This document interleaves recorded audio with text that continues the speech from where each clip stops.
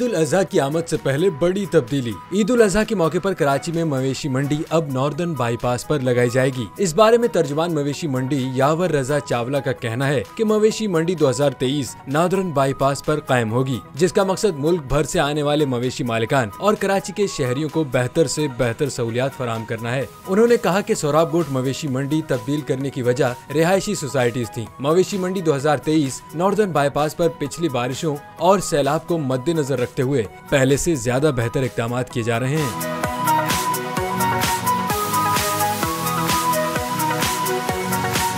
उन्होंने कहा कि मवेशी मंडी में शहरियों को कुर्बानी के जानवरों की खरीदारी के लिए बुनियादी सहूलियात फराहम होंगी। मवेशी मंडी में सिक्योरिटी, गाड़ियों की पार्किंग, मवेशियों मालिकान को सहूलियात की फराहमी के लिए पहले से बेहतर इक़दाम किए गए हैं। एक माह तक मवेशी मंडी में 70 से 80 हजार मवेशी मालिकान को हर मुमकिन सहूलियात फराहम की जाएंगी और उन्हें मुख्तसर क़याम के दौरान पानी, बिजली, जानवरों के लिए चारा, वहाँ मौजूद लोगों के लिए खाने पीने की सहूलियात फराहम की जाएंगी।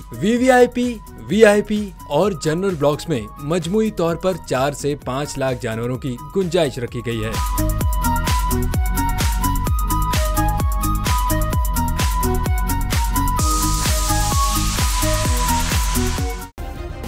सब्सक्राइब करें और बेल दबाएं ताकि कोई खबर रह न जाए।